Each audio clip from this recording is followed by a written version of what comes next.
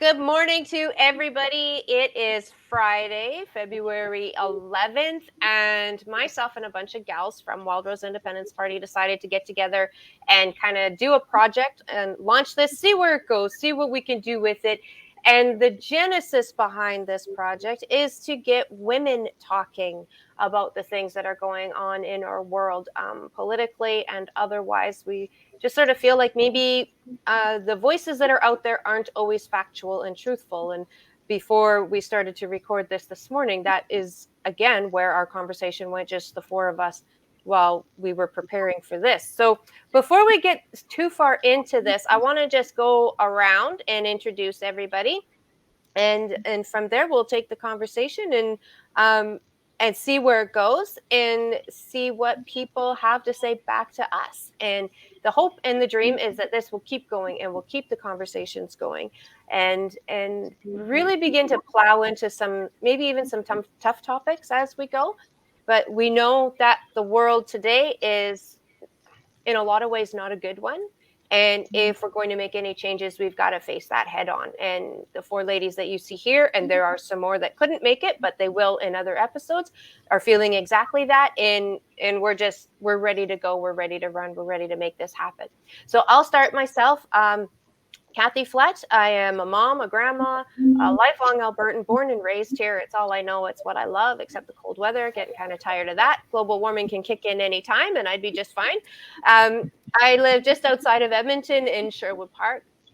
And I got involved in politics because I don't like what I'm seeing. And the only way to make a change is to get in there and do something about it. You can sit at home and complain, but what good is that? So 2 years, just a little over 2 years ago, I jumped in with both feet. I've learned a lot in these last 2 years. It is definitely a crazy world, but I can tell you that the world of Alberta independence or Alberta separation is not filled with a bunch of grumpy old white-haired men. It is actually filled with women as well who have a lot to say and a lot of really, really great insight to share. So that's who I am. And with that, I will pass it on to Lori. Why don't you introduce yourself? I am Lori McDonald. I haven't been in politics that long. I jumped in probably for the same reasons. I'm looking around going, wow, what's going on with our world? We have no say. Things just keep happening, and it doesn't matter how much we speak out as individuals, it's not being heard. So we have to do something. I always liked the Wildrose. Even before it was a Wildrose Independence Party, I liked the grassroots.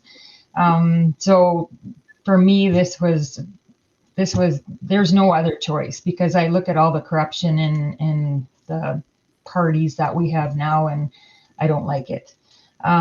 We homeschooled our kids, so I think our first daughter was in play school, and that was enough for me. So we homeschooled from there on. I'm not a conformist. I don't like conforming to the regular. I always question everything, and I've taught my kids to do the same. And my husband is the same, so we have a lot of common ground that we operate in. I am a mom and a grandma, and we actually raise bucking horses for the big part of that's our kind of our love and our life.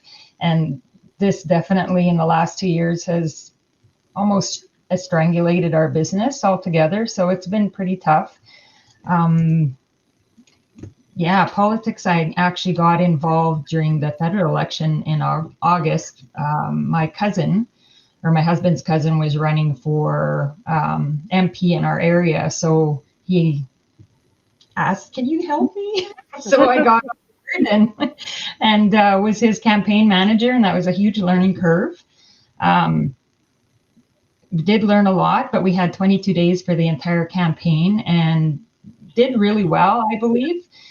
Something that we'll probably touch on later with our local, because now we have a by-election in our area too for the provincial MLA position. Vote splitting. We'll have to talk about that, because that's a big thing. That seems to be something that the mainstream parties use to possibly scare people into not standing up for real change. So that's my story. I'm gung ho to get going and to spread the word and try to make a change for my kids and my little granddaughters and go from there. Awesome. Thank you. Tammy. My name is Tammy Tatlock, and born in Alberta, Alberta girl at heart. Um, it's not that I don't love Canada; I just love Alberta more. and um, anyways, I don't know what else to say. I'm here because I don't want to leave. I love that statement. I'm here because I don't want to leave. That's beautiful. That's very. Can I steal that? That's Yeah, I great. don't care. That's great. We need to turn that into a hashtag. Awesome. All right, then Anne. Hi, I'm Anne McCormick. We've got a small farm by Clandonald. I guess I come from a family that's always sort of had their ear to the ground politically and just had a true love for Alberta for generations, of course. I've always lived here as well. And I really liked what Lori said about where we are as individuals and how much power as individuals is trying to be stolen by our federal leaders and our provincial leaders, frankly, and by our mainstream media. They want us to believe there's nothing we can do. We just must trust the smarter people, the more powerful people in Ottawa and Edmonton, and it is absolutely untrue. I've just witnessed it again, because this isn't the first time that people have said, listen, no, you guys are going to listen to me, but just got back from Coots in Milk River. Mhm. And it's just the lies the mainstream media is telling. The RCMP were untruthful when I was down there. The first solution is to go and see it firsthand, to be involved with your neighbors and your friends and your family, and make sure that they aren't being slandered and lied about by the people that we have in power, who have far too much power over our lives right now. That's one remedy. And the next remedy is to get together with like-minded people like at the Wildrose and just insist on being heard. What you guys have said about the vote splitting argument, I've even heard people who call themselves separatists worry about the vote splitting at Lac La Biche and Fort McMurray. Well, excuse me there, son, that's exactly what we want. Who do you think is going to vote for Wildrose if we're not taking votes from the UC? I mean, come on. Oh, did I say that right? UCP, sorry. Yeah, I can't even get their name right. That's how contemptible I find old Kenny right now. Yeah. Anyways, let's get on to our topic. Sorry, I've talked far too much. Well, but that is kind of what we thought we should talk about, right? Is that how much the truth is being suppressed? Like for Yes. and it's a reality. The party Facebook pages, Twitter pages, LinkedIn pages, all of those, we know people who have liked those pages, followed those pages, they don't come up in their feed. Well, there's a reason for that. Yeah, there's the censorship, but then there's also the character assassination in real life. If you only heard CNN or CBC or CTV now, they're down at Coots, you would assume that all these truckers and farmers are a bunch of rogues, they're insurrectionists, they're out of control, they're there to hurt people. They're not hurting anyone. When I was there, the RCMP said the Americans had closed the border, which was false. They said that truckers had stopped a bunch of cattle liners. They let them through. It was the RCMP that had stopped them on that day. The border is now closed there, which I've been supportive. And what was the other lie? That the farmers down there that has started the Milk River blockade 4 miles south or whatever it is or 4 kilometers south of Milk River were too unstable to have anybody join them. At that same moment, because I was on social media with someone at Milk River, like at that blockade, because I was like within the town site, I wasn't on the highway. The RCMP had blocked it. Mm-hmm. This is what they were doing. This is how unstable they were. They sang "O Canada," they said the Lord's Prayer, and then they had lunch. And then spontaneously, a ball hockey game started on the highway. That's how dangerous these people are. These are families. These are families. You drive down there, it's a farm community. where people go to church on Sunday, look after their friends and family, and they go to work. That's who the CN is, who mainstream media and our politicians are trying to slander, and it's a horrendous thing to do to Alberta, our neighbors, our friends, and family. Exactly. And it really is now. We were always told we had to be in this together, be in this together, be in this together. Well, now we really do need to be in this together legitimately, the real way, right? And what's really fascinating for us as this little party, this little upstart, if you will, because we've only been around for a year and a half, not even quite 2 years, is we've already got an opportunity to get our foot in the door, in the ledge, through a by-election that's happening up in Fort McMurray, Lac La Biche. And I think a lot of people don't realize how big a deal that is. We've got this fight going on in sort of the deep south, if you will, of Alberta at Coots, and then we've got this other battleground going on in northern Alberta, right, in Fort McMurray, Lac La Biche, and you three ladies are intricately involved in both of those, in the different things that you're doing. And so actually, maybe I'm going to bring this to you, Lori. When you guys are out because you're in Lac La Biche. So when you're out in Lac La Biche, you're talking to people and kind of finding out what's important to you, what's going on. What are you hearing back when it comes to politics or the by-election or the things that matter to the people that live there? And I know when Paul had came down, because he's been in Fort McMurray door knocking since the beginning of December, and he just went home for in between Christmas and New Year's and back up there again. So he came, it was, I think, a couple Saturdays ago, he came and we went around and door knocked here. And I know it's a different dynamic because up in Fort McMurray, it's everybody's, the majority of people are there to work, and it's in the oil patch, it's in the oil field.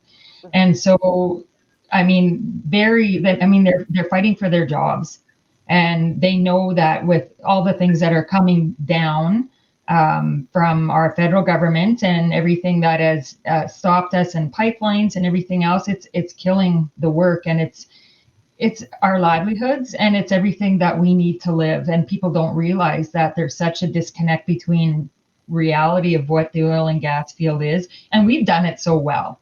I mean, I think Alberta is number one environmentally friendly. I mean, we do such a good job. We keep expanding and getting better at what we're doing, and so that shouldn't even be a question to anybody. But here in Lac La Biche, it's a little bit different dynamic. Lac La Biche area, even though it's not that far from Fort McMurray, it's a lot more of a different dynamic, because there's still a lot of oil and gas. We depend, like our businesses depend on the people that are in it and that are buying, the furniture and the food and the clothing and what have you. But we have a college here, we have the hospital here. So it is a little bit of a different dynamic than it is in Fort McMurray, where it's just directly, mostly people working for the oil field there. And so, like, going door to door, it was tough in some places. My husband and I went with Paul and door knock because that was my first experience. So when I did the campaign at federal, I was trying to manage everything. This time it was hands-on, which it was really, I so enjoyed it because I got to see people firsthand. Mm-hmm. And like, there were some places we went, I mean, there was people crying. This has hurt people so badly. Number one, nobody's heard. People aren't heard. Nobody's listening to them, and they feel like they have no voice whatsoever. Mm-hmm. There's been so much propaganda over the whole COVID pandemic that there's a lot of people who are still very scared, thinking that something horrible is going to happen to them, and that horrible propaganda has put such fear in people's lives. It's debilitating. And so you see grandmas with their grandsons have moved in with them because they were going to buy a house and now they can't afford it, and they lost their job because they wouldn't follow the mandate and take something into their body they didn't feel comfortable with. And that, like, what kind of country do we live in? What kind of province do we live in? Mm-hmm. And one thing, so I mean, we've seen a lot of that, and then we've seen people were questioning, okay, like, tell us about yourselves. And so that was good, because it was people don't know there's an option. People don't know, right? Because they've been They've been given, this is, you either do this or you do this. And there's no other possibility. There's no change. We keep doing the same thing. We keep seesawing between the same, basically two parties. And where have we gotten? Yeah. We're no further ahead. Yeah. So what I love about our Wildrose is it's people like you and me, and people like Paul, who, he's not a politician, but he loves people. He's not a politician, but it's people like us who love our families, love our community, and want, we know there's more for us. We know there's better for us. We don't have to be tied down to what this is. And I'll leave it at that. I'll come back to I have a story after, but I'll let somebody else take the floor for me. Well, and it's a good segue into some of the experiences that Tammy has gotten, because Tammy, you're organizing people to work the phones for this. And more than that, you're finding people are saying, well, where do I get information? How do I find out? Right? So people are hungry. They're curious. They want to know. They just either A, don't know where to look, or B, it is, like we said, it's supposed to be there, but the message we're trying to get out, it gets suppressed, and it just is. It's not an excuse. It just is. But, Tammy, maybe you can share a little bit about that, about the conversations that you're having with people. Well, I am not doing a lot of the calls myself. I'm arranging the calls, and I'm seeing some of the feedback, but it's in like little point form. Yeah. And a lot of people don't know that there's a bylaw coming up, or a by-election coming up. Yeah. So that's the first hurdle. Are people paying attention? No, they're not. Yeah. And they don't know, right? Like we talk to people, the party line, phone line goes to my phone. I'm the one that manages those calls. And oh yeah, I know where Paul is almost every day. and I'm always educating. I'm always educating, because people the first thing they'll say, well, there's too many parties. Like, you guys all just need to get together. Why aren't you getting together with Maverick? Well, Maverick is right? Maverick is a federal party. We're a provincial party. It's 2 levels of government. Oh, I didn't know that. Well, how come you're having a by-election up in Fort McMurray, Lac La Biche, but I don't get to vote and I'm in Calgary? I want to vote for change too. Well, this is because, and I get that opportunity to educate and to teach people. So that tells me, ladies, that when we make government, we've got some pretty significant work ahead of us with regards to our education system. Yes. Because we've got, now generations who don't understand the political system or the electoral system, which is actually maybe a benefit because it's very broken, which is why we're here, right? We want to scrap it and start fresh because it's not working. But these are the things we hear all the time. And on top of that, by having that phone come to me, I also hear the calls of people. They're genuinely afraid. They are genuinely afraid. Like this week alone, I got one phone call. It was a lady in McMurray. And I mean, I had to calm her down. She was very, very, very agitated, very upset, literally in tears. So afraid that if she steps outside her house, she is going to die. And so afraid for her husband, who's already got health issues, and how am I going to protect him? He's the only breadwinner. What am I going to do if something happens to him? And people don't understand if they don't do this and they don't do what the government says. And all that propaganda has got this poor woman whipped up into such a frenzy. She's a prison within herself. And it broke my heart to listen and to hear her. And she was quite adamant that she wasn't voting for us. And I said, well, that's really quite okay. Like, I want you to vote for who you're comfortable voting for. But I do believe I made a friend by the end of the conversation. So, and that was okay. Like we ended up laughing by the end of it and all the rest. And so that was good. We were able to kind of pull her up to at least some level of enjoying a few minutes of her day. But like, I was so angry because government did that to her. Government put her in that place, And then the other day, we got another call. It was a message, and then I returned his call, and the message was just vitriol, just vitriol.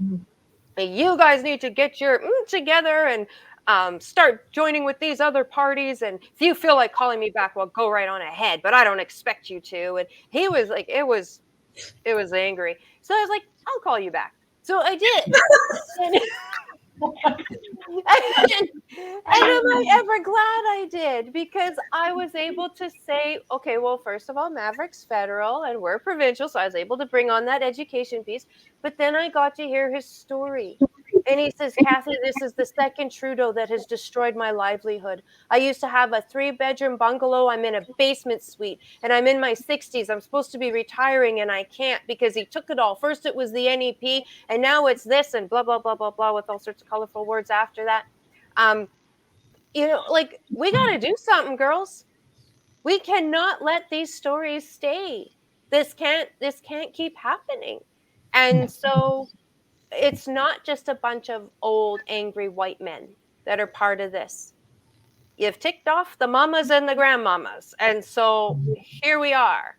And we're going to make it happen. Our goal is for the people that are listening to this, again, like I said in the beginning, we want to get the conversation going. We want to build this community. We want to give you a platform, a place to be able to go, yeah, what about this? Or yeah, what about that? Like, I don't know why we need permission to ask questions these days, but for some reason that seems to be the case. So we're going to ask the questions and we're going to find some answers. Is there, well, you know what, Lori, you said you had a story. So why don't we end with that? What's the story that you had? Yeah, so it was actually, I think it was actually in the spring of 2020 because we were selling some bucking horses, but we could no longer cross the border. So we always have hauled our horses because our main market is in the United States. Our horses go there and then they go to the stock contractors in the States. And so we had a package of horses we were selling and we can't take them now. We have to arrange for now somebody to take them from Red Deer across the border. So that's a whole nother extra added expense.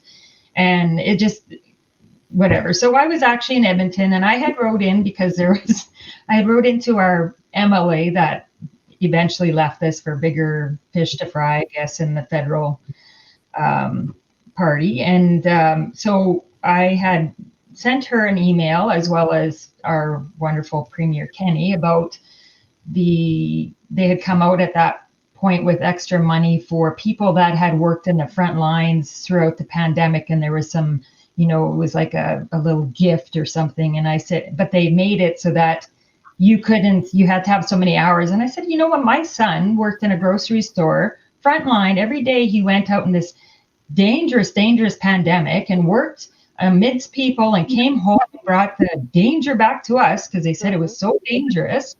And because he didn't have the hours that they required, he never blew a shift. He took everybody else's that were scared to work, but because he didn't have enough hours, he didn't qualify. So I wrote in about this. I'd emailed both of them, and my MLA at that time had called me back and was kind of surprised, but she called. And all she was saying was that, oh, we're doing everything we can. And, we are doing these programs to help people and what have you. And I said, you know what? I said, you guys haven't done, we are Albertans. We are supposed to lead the way. We are fierce and mighty and we have, like, we're the backbone of the country, never mind just Alberta. Like, we're supposed to lead the way. And I said, you guys could have changed. I said, you guys and the government has done what every other government in the world has done. You guys followed suit.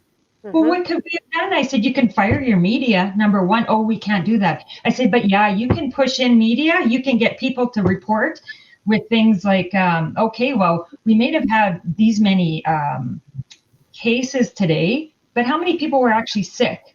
And how many other things keep happening, like people having heart attacks and cancer and car accidents or whatever? There's no perspective in anything. I said, you guys could have led the way. You could have changed what you're telling people. But I said, you terrified everybody into with something that we all know is not terrifying. Yes, people have died, but they die from things every day. There's no agenda change. And I said, you guys could have did that, but you didn't. And it was something for me. And she just kept going on about how she was part of the francophone group and she understands people. And you're not how she was actually even excited about that they were talking about shutting down provincial borders. And I'm like, you have already made it. You've already killed our business. We can't even get our horses bucked. This is our business. This affects no rodeos in 2020, like no rodeos, because people might get outside together and spread what joy, like, and it hurts so many. It's not just us that have the stock. It's the people that have the concessions, and it's the egg societies, and like you've hurt so many people for what? And and I was excited about that, like closing provincial borders. I said, oh my God, how much more are you going to kill us here? Yeah. These guys, anybody talking that way has never missed a paycheck. I mean, look at Ty Northcott at the same time. You know, we're all over the province. And people, it just astounds me that people who have contempt and zero respect for politicians suddenly take their advice on their own bodies, on their health, on the health of their children. Yeah. Politicians aren't experts on that. No. We generally don't trust them. And yet we're allowing them to do this to us. Oh, it's just so frustrating. I know. There's a disconnect there between control and the citizen, and citizens have got to recognize that their control is a lie. It's a lie. Yeah. And I guess, and I think you said it before, Kathy, too, people need to know that you still have the power to question everything. Mm-hmm. You don't have to accept what's coming down the pipe. You can question everything. Yeah. And isn't that what science is? We question everything. We don't just allow it to take its course for what those people say it's supposed to be. We need to question everything. And it's not just the COVID pandemic. I mean, it was a perfect layout for how people have become.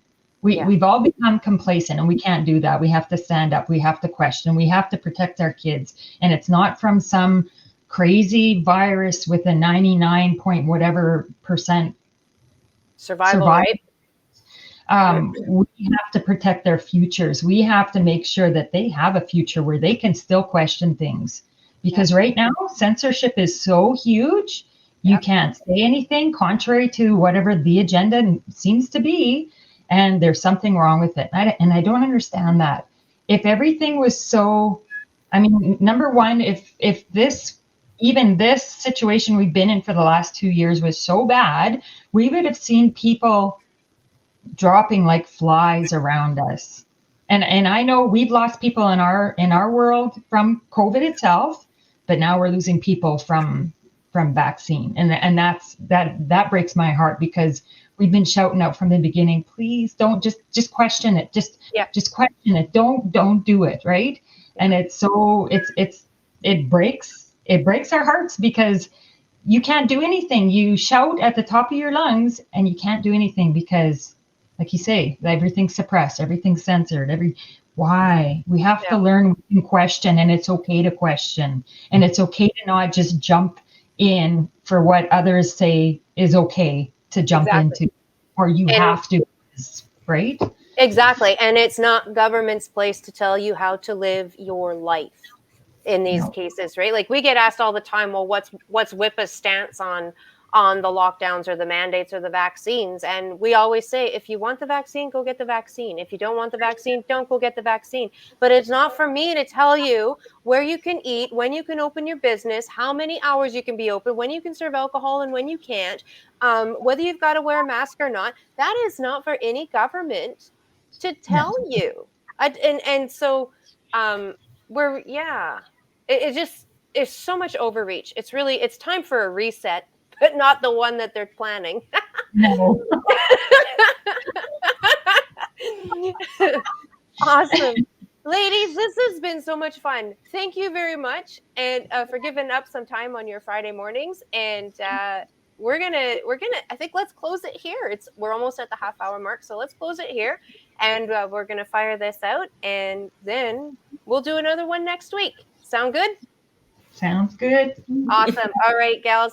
We will see you all again then next week. Have a great day, everybody. You too. Thank you. Bye. Bye.